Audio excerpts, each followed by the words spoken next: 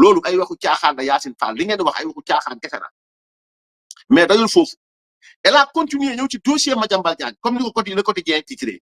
la France da ngeen fa dem yóbbu dossier Madiambal Diagne ba ngeen yóbboo dossier Madiambal Diagne la France bañu leen delloo Madiambal Diagne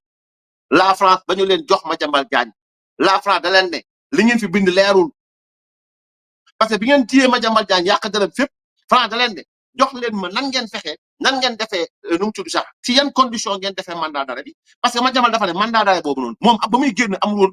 woon benn notification bañ a génn sur le territoire national rax si doole Madiambal jox na police française li Ousmane Sonko joué comme rôle dans ce dossier là ce qui fait du dossier un dossier politique encore la date bi nga xam ne mooy date bi nga xamante ni mooy date bi ngeen émettre mandat d'arrêt yéen kay laaj nañ leen dossier am ngeen dossier téye ngeen dossier leer na jox leen ko France mais dans l'incapacité ñu mën a jox France dossier boobu mu naan ay ñun dootuñu def extradition suñu diggante ñu ne France loolu chantage la comme ni ko avocat Madiambal Diagne waxee parce que bu leen fàtte jamono yee weesu am na kuñ jàpp aéroport fii Interpol jàpp ko tout juste après affaire Madiambal Diagne tout juste après sama sorteeg Madiambal Diagne ay 2 jours quelques jours après jàpp nañ fii aéroport Sénégal bii benn français boo xamante ni dañ ko ciñ ci affaire boobu nit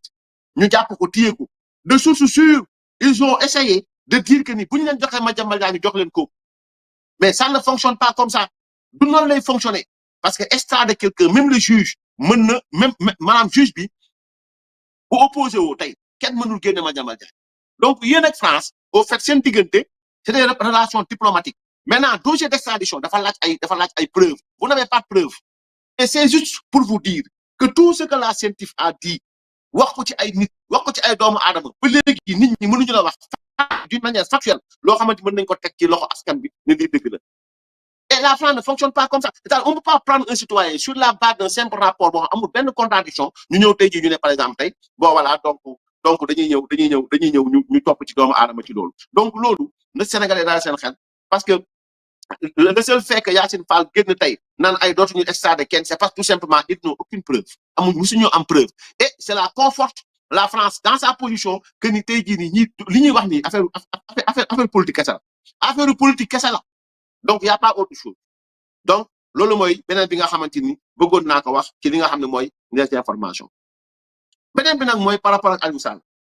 nag moom defe naa ne Pastef gàcce ju leen maa leen koy wax léegi c'est-à-dire vous avez perdu du temps vous avez perdu du papier vous avez fait perdre aux journalistes ak maison de presse du temps vous avez perdu votre temps vous avez perdu des moyens vous avez tàngam sàngam te maanaam ñëwaat ngeen ñu boole li ñu leen defaloon yëpp comme ci loi interprétative comme ci yeneen li këyit yëpp ñu boole waatal leen yëpp Aliou Sall ne la nga dem jox sa këyit di maire jaakatu caaf yi ak laxaskatu mburu yi ñu dem laxasee ko mburu liñ fi def fuus dem na maanaam ku rappel ne la maanaam liñ fi wax nii dara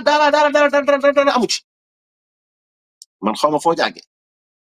gis nga cette liberté de presse cette liberté d'expression bi ngeen bëgg piétiner moo dul jàll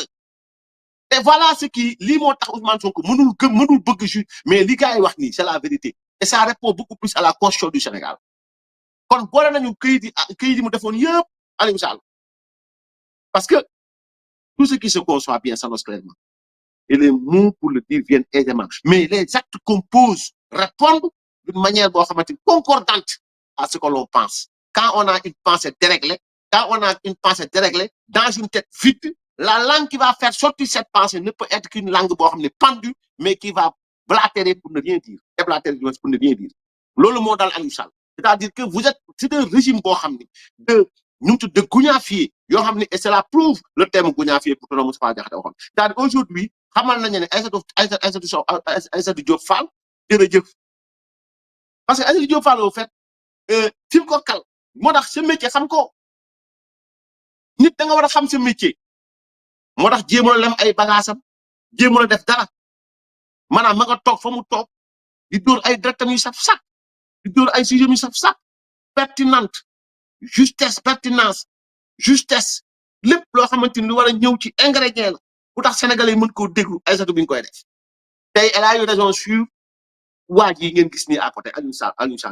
elle a eu raison sur le régime de Sonko Diomaye kon nag yéen xoolaat leen seen bopp yéen bu ngeen interpréter loi malgré man mosuma gis parti politique bu am autant d'avocats gën doon Sirili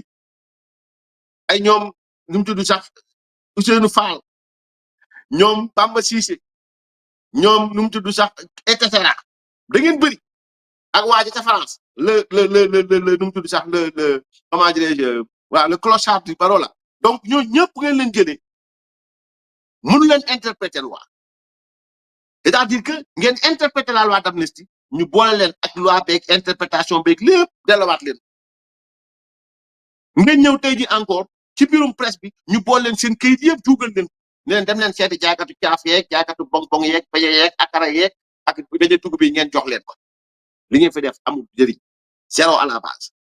donc ce qui veut dire tout simplement que yéen da ngeen war a xam seen bopp désormais li ngeen di def wala ngeen koy wax wala ngeen koy bind ngeen xam ko bu baax a baax seen tif laa wax ñi mu fi épinglé ñëpp ñibbi nañ si daanaka seen kër yi Massamba Diagne ñi mu fi waxal yëpp tuumal leen ñibbi nañ seen kër yi Aliou Sall li mu doon jéem a tëj presse bi tey danañ ko nekkoo ci dëgg et ça va continuer incha allahu taala te li ma wax nii ci l'affaire Jérôme Bandiaky Yacine Fall m'a très bien entendu billahi wallahi watallahi ak ajuma yàlla bi loolu moo nekk ci dossier Jérôme Bandiaky y a aucune preuve factuelle aucune preuve ci li ma lire gis ko man nag waxuma li ndaw si wax amul parce que samay wax day leer ñemewu ma yàlla noonu waxuma li ndaw si wax amul mais dama ne dans les faits aucune preuve factuelle n'a été mise à la disposition du juge d'instruction et dans ce qui a motivé l'inculpation de Jérôme Bandiaky li ma leen wax nii la wax nee na moom juge bi laa wax juge bi ordonnance de communication bi mu def jëmale ko ci procureur substitut moo ko def substitut du procureur daal moo ko def Abdou Nguer tudd na turam juge bi yor dossier bi Abdou Nguer tudd na turam c'est le même procureur et le même juge maa leen ko wax fii bi mu ñëwee muy motivé dafa ne depuis 2022 ñu enquête entendre nañu ay nit déglu nañu ay nit nangam sangam boobu ba 2025 amul dara lu ñu am téye ko comme preuve par rapport à l'affaire de ces deux hommes de tenue. Il a fallu que mu ne moom moo bind mu ne le 30 avril 2025 d'une manière spontanée une dame du nom de tel dëkk tel juddu tel baayam nekk tel yaayam nekk tel lépp xam naa ko téye naa ko billahi mais dama dul koy wax parce que aussi témoin la un témoin dañ koy protéger je suis un républicain dama ko mës a weer du ngeen mës a dégg turit ci li may wax mais ay fee laay wax parce que nit ñi intéressé wuñ ma mu ne d'une manière spontanée la daw si ñëw raconté dama doon dox ci yoon bi ñu daan jël ma yóbbu ma dugal ma waaw jour bi nangam sànq